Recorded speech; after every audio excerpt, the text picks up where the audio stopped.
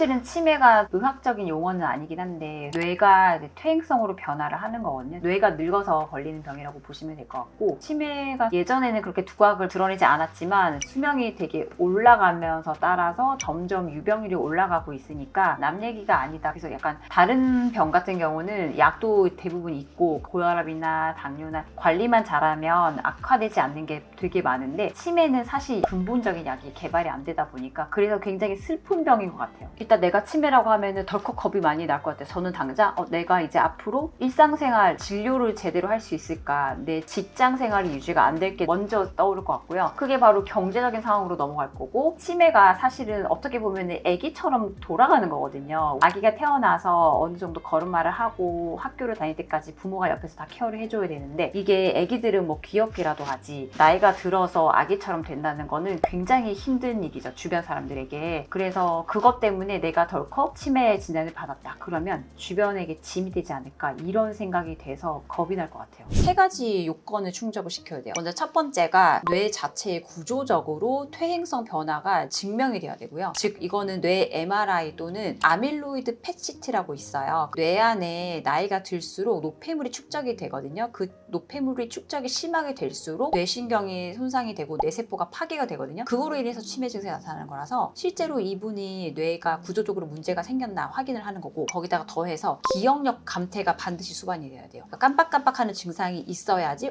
내가 어디 뒀는데 기억이 도저히 안 난다, 어제 내가 뭐 했더라? 이게 기억이 안 나, 이런 식으로 기억력 감퇴가 분명히 있어야 되고, 또 하나 충족을 시켜야 되는 요건이 그거로 인해서 일상생활이 힘들다, 내가 스스로 자연스럽게 했던 일어나서 밥 먹고 출근하고 운동하고 이런 모든 것들이 간단한 일상생활이 불가능하다, 남의 도움 없이는, 그러면 치매라고 진단을 내려야 되는 거예요. 그래서 이 세 가지 요건이 반드시 수반이 돼야 되고, 이거랑 별개로 뭐 단독으로 뭐 우울감이 있다던가 뭐 기분이 안 좋아지고 뭐 이런 것도 분명히 부수적인 건 있겠지만 절대적인 건 아니라 이거죠. 그래서 그 세 가지가 충족이 되면 치매라고 보통 진단을 내리는 거죠. 결국에는 퇴행성 변화이기 때문에 우리가 나이가 들면 무릎 관절도 안 좋아지고 다 퇴행성 변화를 겪잖아요. 얼굴에 주름이랑 똑같은데, 실제로 우리가 뭐 소변도 보고 대변도 보고 하면서 노폐물을 다 빼내는 건데, 뇌에도 노폐물이 쌓이거든요. 뇌의 노폐물도 시간이 지나면서 축적이 될 수밖에 없는데 배출이 원활하게 돼야 돼요. 근데 그 배출을 해주는 구조물이 우리 뇌 안에 뇌척수액이 뇌를 이제 돌아다니면서 노폐물이 걸러가지고 그 뇌척수액을 통해서 노폐물이 빠져나가야 돼요. 빠져나가는 게 잘 안 되면, 그러니까 변성이 돼서 타우 프로틴 변성 또는 베타 아밀로이드라고 있는데, 이런 것들이 축적이 되다 보면은 뇌세포가 변성이 생기고 뇌세포가 파괴가 되거든요. 신경 전달 물질에도 문제가 생기고, 결국에는 그걸로 인해서 구조적으로 문제를 일으켜서 치매 현상을 일으키는 거죠. 실제로 치매가 종류가 있는데 알츠하이머 치매가 제일 많아요. 알츠하이머 치매가 전체 치매 환자분 중에 60%에서 80%를 차지하는데, 이분들의 특징이 이제 베타 아밀로이드 물질이 뇌에 과도하게 축적이 돼 있더라. 그래서 치매 증상을 일으키는 걸로 되어 있습니다. 그거 외에 뭐 혈관성 치매도 있고 뭐 루이 소치 치매도 있고 전두엽, 측두엽 치매 뭐 기타 등등이 있는데, 그거는 이제 알츠하이머 치매에 비해서는 조금 비중이 좀 적고요. 결국에는 퇴행성 변화로 인한 치매가 가장 많다고 보시면 되죠. 이게 사실은 주관적일 수도 있는데, 일단은 전조 증상은 이제 본인이 사실은 제일 알 수가 있어요. 그리고 실제로 우리나라 이제 인구 중에서 65세 이상에서 10%가 치매고요. 85세부터는 거의 2명 중에 1명인 꼴로 치매가 있다고 되어 있어요. 굉장히 높죠. 그러니까 나이가 들수록 치매 걸릴 확률이 높으니까, 내가 깜빡깜빡 건망증 같은 증상이 시작이 됐다 그러면 의심을 이제 하셔야 되고, 솔직히 그거 외에 간단한 건망증은 솔직히 크게 치매와 다르다고 봐야 되지만, 그럼에도 불구하고 건망증이라는 것 자체가 사실 나이가 들면서 생기기 마련이거든요. 그러니까 그런 증상이 나타나면은 조금 의심을 이제 시작을 하셔야 되고, 그거 외에 내가 뭐 밤에 수면 장애가 있다든지 동반해서 우울감이 또 느껴진다든지 사회생활 하는데 조금 힘들어졌다, 그리고 일상생활 유지하는데 예전만큼 뭔가 다른 느낌이 난다, 즉 예를 들어서 뭐 5년 10년 전과 다르게 내가 요즘 변한 것 같아, 이게 있으시면 의심을 좀 하셔야 될 것 같아요. 왜냐하면 이제 치매 같은 경우는 일단 진단을 받았을 때는 그 다음부터 회복하기가 좀 힘들 수밖에 없거든요. 계속 진행하는 과정이라서. 하지만 진단받기 전에 뭔가 조기에 예방할 수 있는 방법은 은근히 많아요. 그래서 내가 건망증이 좀 있는 것 같다 그러면 그때부터 관리를 이제 하셔야 되는 거죠. 그러니까 건망증은 저도 있거든요. 저도 분명히 저번 주에 뭐 했더라? 이렇게 기억이 안 나는데 가볍게 넘길 수도 있거든요. 예를 들어서 예전에는 뭐 금방 생각이 났는데 이제는 조금 한참 생각해야 날 정도. 그러니까 그 빈도수와 정도가 예전과 다르게 점점 심해진다, 악화되고 있다는 거를 본인이 느낀다면 그 이제 건망증에 넘어선 거란 남은 거죠. 그러니까 주관적이긴 하지만 본인 또는 주변 사람이 느끼기에 너 예전보다 기억력 진짜 안 좋아졌다, 이렇게 지적을 당할 정도면 이제 치매가 의심이 된다고 생각을 하셔야 될 것 같습니다. 사실은 이제 인지기능 장애도 치매와 종종 수반이 되는 거라고 되어 있긴 하거든요. 쉽게 말하면 뭐 이제 IQ 같은 거라고 보시면 돼요. 똑똑했던 사람인데 약간 멍청해진 것 같은 느낌? 멍해진다, 이렇게 느껴지시면 이것도 치매의 전조 증상이 아닐까 한 번쯤 의심을 좀 해보셔야 되긴 해요. 솔직히 엄밀히 말해서는 건망증, 인지기능 장애, 치매 다 다르긴 한데 비슷한 그 교집합은 또 갖고 있긴 하거든요. 근데 치매라는 거는 제가 아까 말씀드렸듯이 뇌 구조적으로 문제가 있는 게 발견이 무조건 돼야 되긴 한데, 그게 아닐 때 건망증이나 인지기능 장애 같은 유사한 증상이 있어도 생각을 좀 해보셔야 되는 거고, 그거 외에 치매가, 이거는 약간 저희 주관적인 견해에 좀 들어가긴 거긴 한데, 기분 장애가 갑자기 생겼다든지, 남자도 그렇고 여자도 그렇고 갱년기 증상이 있잖아요. 더불어서 당연히 퇴행성 변화가 다 시작이 되는 거라서 불안장애나 우울증 이런 것들이 시작이 되더라도 내가 치매가 오는 초기 단계가 아닐까 연관은 조금 시켜볼 가능성이 있는 거지, 배제를 못할 것 같아요. 그러니까 치매를 유발할 수 있는 인자들은 뭐 술과 알코올, 만성질환도 있고요. 우울증이나 뭐 불안장애 이런 거 다 가능해요. 왜냐면 어쨌든 우울증도 사실은 뇌의 어떤 기저적인 문제에서 신경 전달 물질이라든지 이런 것들의 부조화로 인해서 생기는 게 있기 때문에 당연히 관련은 있을 수 있거든요. 그래서 내가 우울증이나 기분 장애를 가지고 있다 그러면 기존에 내가 치매로 갈 확률이 조금 더 앞당길 수 있다고 보셔야 될 것 같습니다. 일단은 이게 예방하는 방법으로도 뇌를 막 회전시키는 거죠. 계속 생각을 하고 굴려야지 뇌세포가 활성화되기 때문에 책을 읽는 것도 치매 예방에 굉장히 좋다고 되어 있고, 근데 이제 나이가 드시면 책 읽는 거에 이제 시력이 좀 힘들어지기 때문에 멀리서라도 큰 글씨라도 어쨌든 책을 보시면 좋을 것 같고요. 그 다음에 이제 고스톱 되게 많이 하시는데 이게 전혀 근거 없는 말이 아니고 어쨌든 뭘 함으로써 머리를 조금이라도 굴리는 게 굉장히 도움이 될 것 같아요. 근데 이거는 이제 기본적인 거고, 사실은 실제로 이번에 우리나라에서 굉장히 좋은 연구가 발표됐어요. 네이처지라고 해서 세계적인 과학 그 논문 실는 그런 잡지가 있거든요. 거기 기재가 됐어요. 뇌신경 안에서 그 뇌신경 세포들로 이게 퇴화가 되는 걸 막는 유일한 방법이 하나가 바로 뇌척수액의 흐름인데, 임파선을 여러분 들어보셔서 아시잖아요. 겨드랑이도 있고 특히 우리 몸 안에 있는 임파선들은 절반 정도가 이쪽에 얼굴 쪽에 다 위치하고 있거든요. 얼굴과 목 쪽에 위치하고 있는데 그 이유가 뇌가 있어서 그 뇌 근처에 임파선들이 많이 모여 있는 거죠. 그 논문에 의하면 이 비인두강과 목 뒤에 있는 척수를 따라서 이 림프 배출이 이루어지는데 그 통로가 뇌 노폐물을 배출시키는 굉장히 좋은 해결책이 된다. 그런데 이제 퇴화가 되면서 나이가 들면서 따라서 비인두강에 있는 림프는 좀 작아지고 퇴화가 된대요. 그래서 기능을 잘 못하게 되고 목 쪽에 있는 림프관들은 기능을 계속 유지를 잘하고 있기 때문에 여기만 잘 유지시켜 주면은 치매를 늦추거나 예방하는 데 도움이 굉장히 될 거다, 이런 연구였거든요. 어쨌든 그러면 림프 마사지라든지 이렇게 내 림프 순환이 잘 되게 도움을 주면은 어느 정도 도움이 되지 않을까, 이런 생각을 저는 하게 되었고, 찾아보니까 저랑 비슷한 생각을 하고 계시는 의사분들이 많더라고요. 그래서 실제로 두경부나 우리 상반신이나 뭐 사타구니 쪽에도 림프 많거든요. 임파선이 많아가지고 그쪽 부분에 조금 마사지하고 운동을 하면 치매 예방이 되게 될 거다. 이거는 굉장히 근거가 있는 생각이죠. 저도 나름대로 생각을 해봤더니 그래서 운동의 효과가 치매 예방에도 좋지 않나, 이런 생각까지 도달하게 됐습니다. 그러니까 제가 항상 러닝을 강조하는 이유가 또 여기에도 있는 게 다 연결이 돼 있거든요. 운동을 하면은 여러분 당연히 상식적으로 혈액순환이 잘 되고요. 혈관 옆에는 항상 림프들이 같이 있어요. 임파선이 같이 있고 혈액순환이 잘 되면 당연히 림프순환도 같이 잘 될 수밖에 없거든요. 그래서 운동이 굉장히 치매 예방에 좋다, 이런 결론까지 도달하게 되더라고요. 더불어서 이제 마사지까지. 이 마사지 같은 경우도 사실 별거 없어요. 스트레칭이라고 보시면 되는데, 간단하게 아까 제가 말씀드렸듯이 제가 초음파도 항상 보지만 목이랑